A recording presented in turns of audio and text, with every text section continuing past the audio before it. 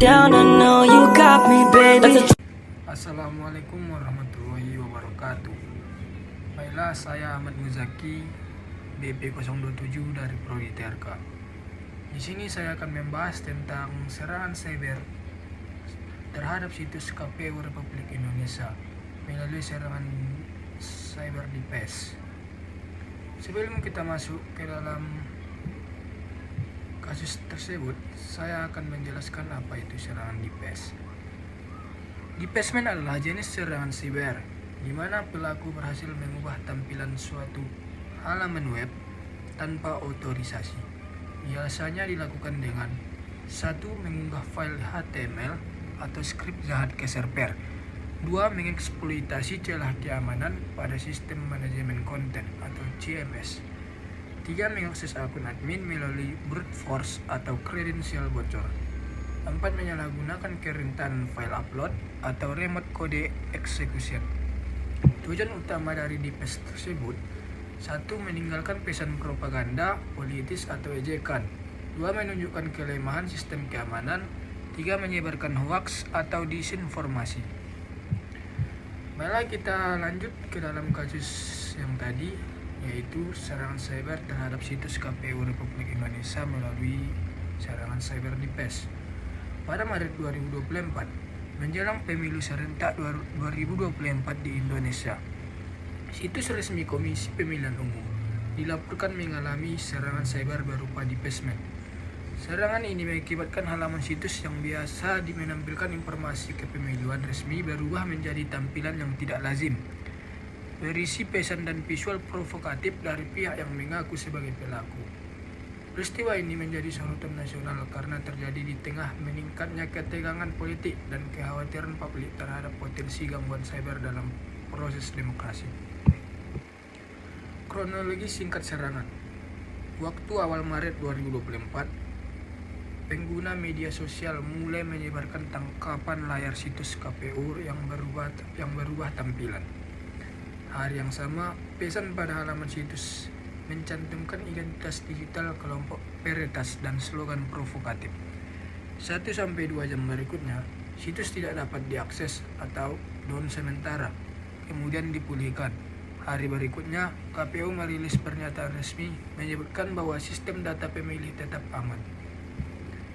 Kita masuk ke dalam analisis teknikal atau kemungkinan vektor serangan.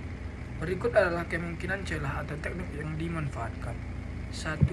Celah CMS atau Content Management System. Jika KPU menggunakan CMS seperti WordPress atau Joomla, pelaku bisa saja A. Mengeksploitasi plugin yang rentan, B. Mengakses file konfigurasi, C. Menggunakan teknik SS, RFI atau LFI. 2. Kredensial admin bocor. A. Kredensial admin bocor. Admin yang pernah dibocorkan di berat sebelumnya digunakan kembali. 2. Password yang lemah dan tidak diinskripsi memudahkan akses. 3. Hosting tidak aman. A. Server hosting tidak memiliki proteksi tambahan seperti WAF atau Web Application Firewall. 2. Tidak ada sistem IDS atau IPS. 4. Tidak adanya monitoring real time. A. Tidak ada sistem alert otomatis saat perubahan file website dilakukan. 2. Logging dan auditing aktivitas pengguna tidak berjalan optimal. Dampak serangan. Jenis dampak: reputasi institusi. Masyarakat meragukan kesiapan KPU menghadapi era digital. Kepercayaan publik. Muncul kekhawatiran bahwa data pemilu atau hasil pemungutan suara dapat dimanipulasi. Disinformasi. Serangan ini membuka ruang penyebaran hoaks oleh pihak-pihak berkepentingan. Gangguan pelayanan publik. Akses informasi pemilih dan jadwal pemilu terganggu sementara. 6. Tanggapan resmi dan pemulihan. Pihak KPU dan tim IT mereka segera melakukan 1. Pemulihan tampilan situs dari backup terakhir. 2. Audit awal untuk mengetahui titik masuk serangan. 3. Koordinasi dengan BSSN. 4. Memastikan bahwa data pemilih dan hasil rekapitulasi tetap aman karena terisolasi dari sistem frontend. Baik, kita masuk ke penanggulangan serangan cyber di PES. Penanggulangan serangan di Pesman tidak hanya mencakup pemulihan tampilan situs, tetapi juga memerlukan strategi menyuruh untuk mencegah kejadian serupa di masa depan. A. Tindakan pemulihan setelah serangan. 1. Isolasi sistem yang terdampak. 2. Pemulihan dari backup. 3. Forensik digital.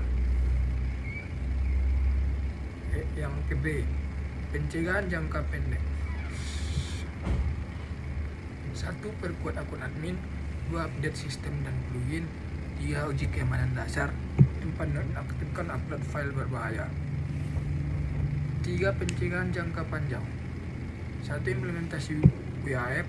2. Penetration testing dan audit keamanan berkala. 3. Segmentasi infrastruktur. 4. Monitoring dan logging real time. 4. Aspek non-teknis, edukasi dan kebijakan.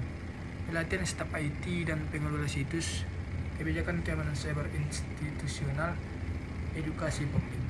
Baiklah, kita masuk ke kesimpulan penanggulangan. Untuk menghadapi ancaman DPS, institusi pemerintah harus beralih dari pendekatan reaktif menjadi proaktif. Sistem keamanan digital perlu ditangani seperti halnya keamanan fisik, harus diawasi, diuji, dan diperkuat. Serangan DPS bukan hanya tentang tampilan website yang berubah, tetapi dapat mengerus kepercayaan publik jika tidak ditangani secara profesional dan transparan. Pelajaran apa yang terdapat dari insiden kasus ini? Untuk institusi pemerintah, perlu diimplementasikan Zero Trust Architecture, rutin melakukan penetration testing, gunakan WAF dan proteksi anti DPS, terapkan 2FA untuk semua akses admin, pisahkan server frontend dan backend secara ketat. Untuk masyarakat, tidak menyebarkan konten dari situs yang sudah diretas, memverifikasi informasi keseluruhan resmi, tidak mudah percaya pada konten visual yang bisa dimanipulasi oleh pelaku.